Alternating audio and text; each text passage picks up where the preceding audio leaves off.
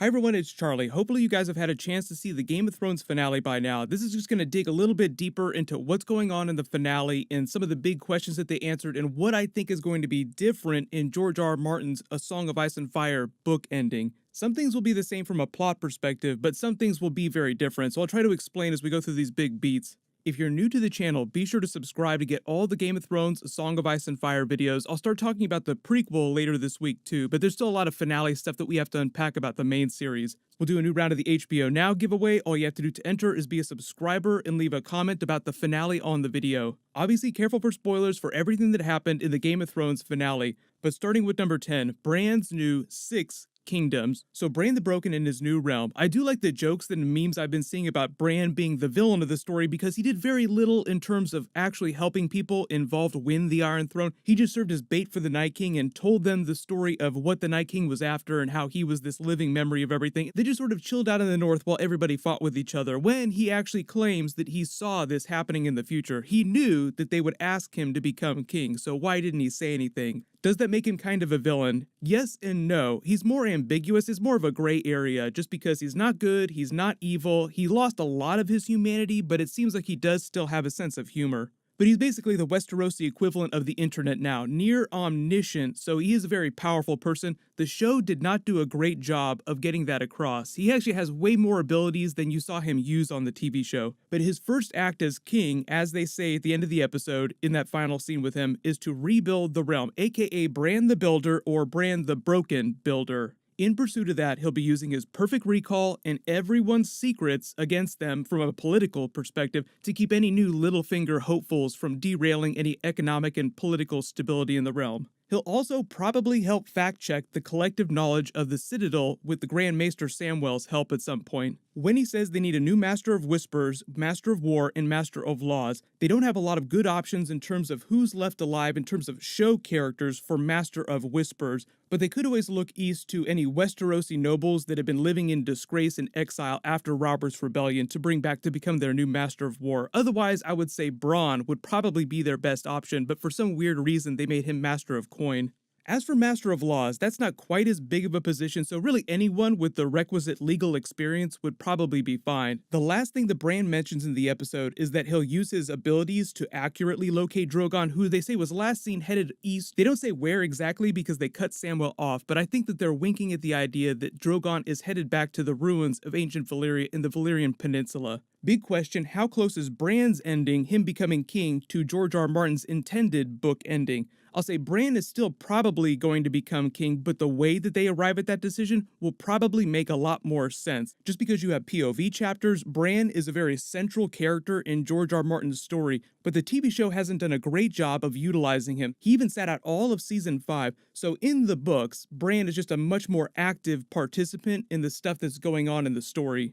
Number 9, Bran's new small council. So Tyrion is Hand of the King, Samwell is his Grand Maester, Brienne is commander of the Kingsguard, Davos is master of ships, and Bronn mysteriously has become master of coin. Their first act is to obtain financing to rebuild King's Landing, Bronn preferring that they start with the brothels, Davos preferring that they start with the port and the new fleet of ships.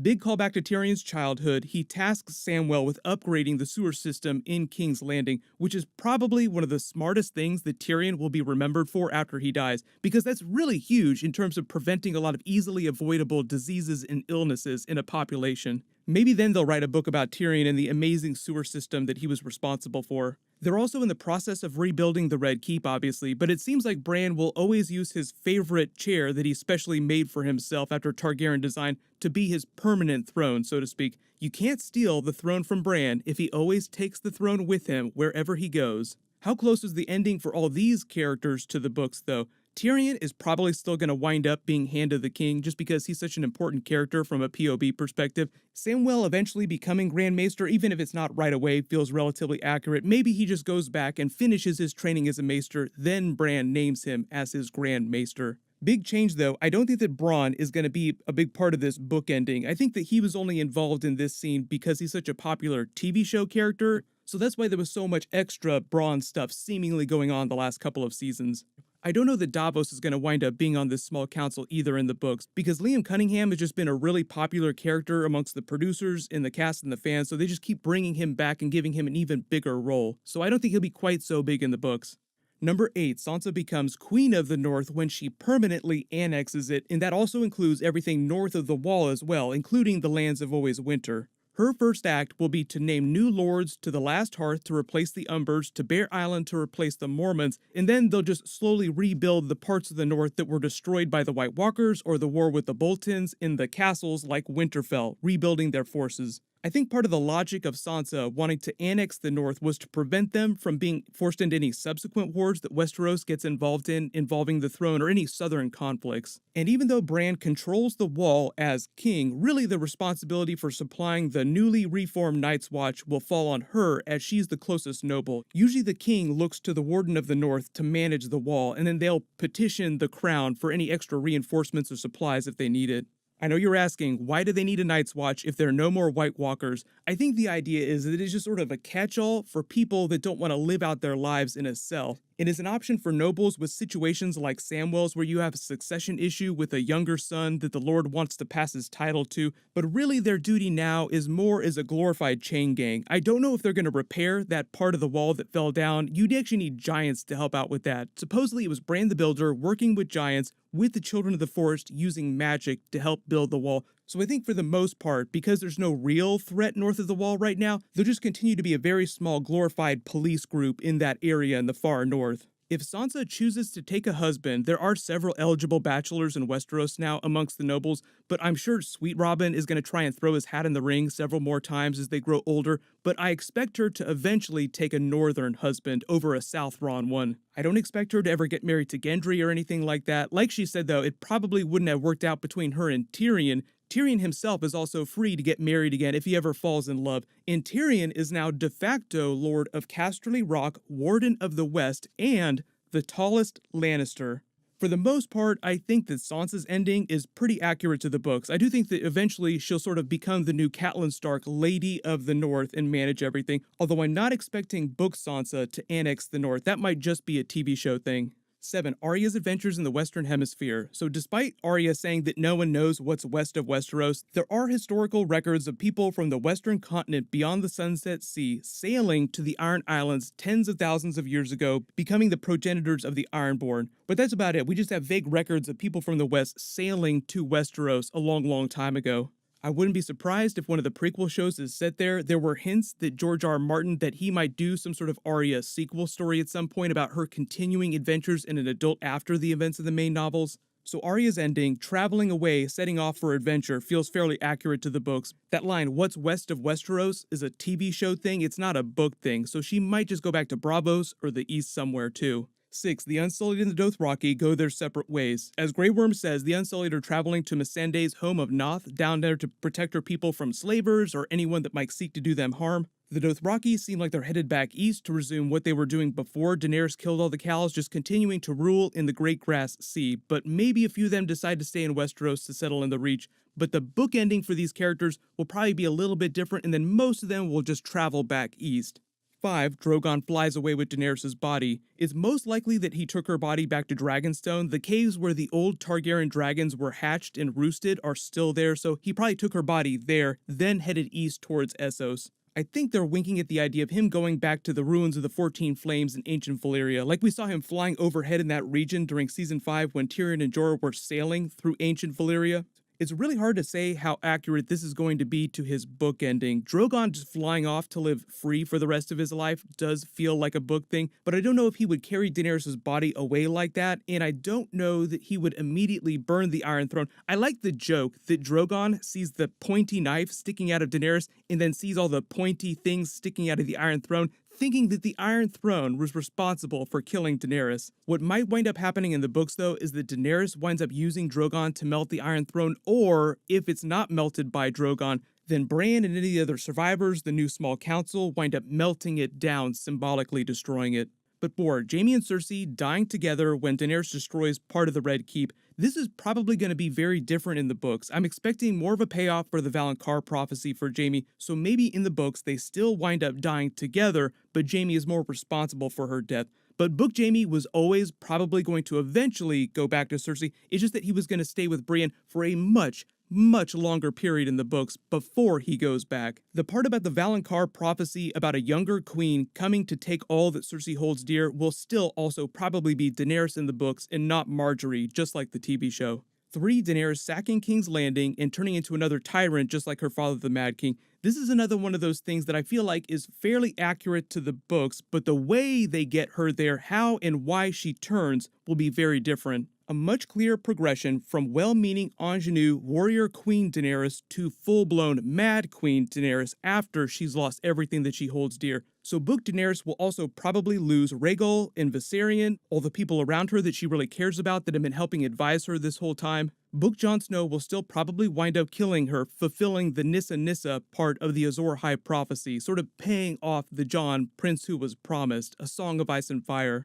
The reason why people think that this is going to be the book ending is because when Martin told Dan and Dave about what his planned ending for the books was, he told them 3 big WTF moments that they could use to benchmark their series as big signposts. The first thing he told them was about Jon Snow being resurrected. The second thing he told them was about how Hodor got his name, remember, hold the door. Then they said that they would never reveal what the third thing Martin told them was because it was from the very end of the story, and that was probably about Daenerys turning into the Mad Queen and going completely off the rails with Jon Snow having to kill her. So number 2, the war with the White Walkers in the books will also probably go down very differently. There is no Night King yet in Martin's books. It's possible that he could introduce some sort of prime White Walker, but it's more likely that the War for the Dawn will be more of a collective effort, with the characters wielding Valyrian swords being more responsible for taking down each of the separate White Walkers. And even though Arya Stark has really important skills and will probably kill a White Walker, she by herself will not zero them out single-handedly.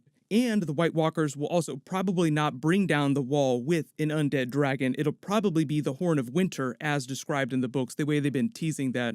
Number 1, of course, though, Jon Snow takes the black as penance for regicide, killing the queen, and goes back to the wall. This is another one of those events in the books that I think will be similar, but the reason why he goes back to the north will probably be very different.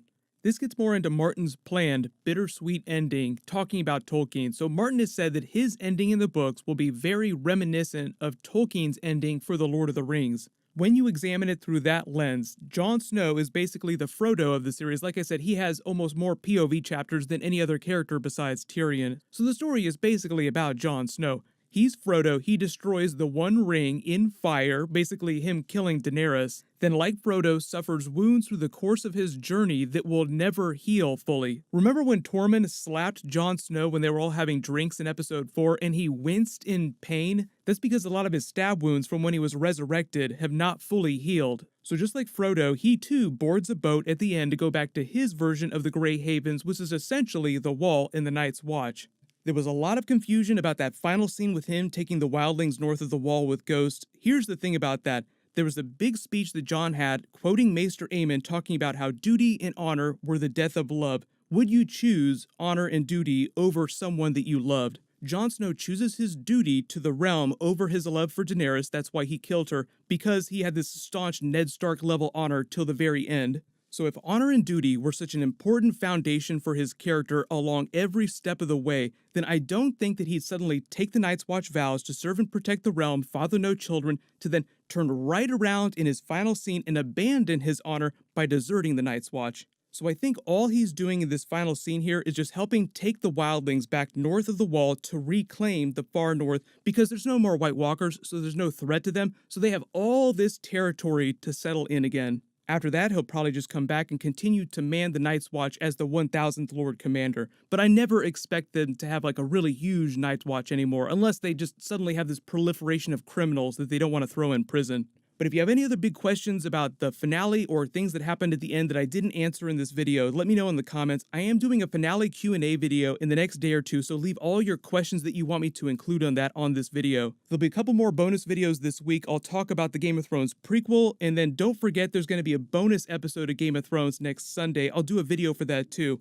If you're wondering what's coming next, obviously there's the Game of Thrones prequel, which is supposed to premiere sometime next year. There's His Dark Materials, the Watchmen series coming later this year. the Amazon Lord of the Rings TV series, which might start next year, then the Witcher Netflix series, which I'll also be doing videos for. So all those things that I just talked about, I'll be doing videos for that stuff. I'll do trailer videos for that stuff as we start to get new footage. There was also a new Westworld Season 3 trailer. So if you do have any requests, leave them in the comments below. Congratulations to the giveaway winner from my last big video too, Leopold. Please email me on the About page of my channel so I can get your details.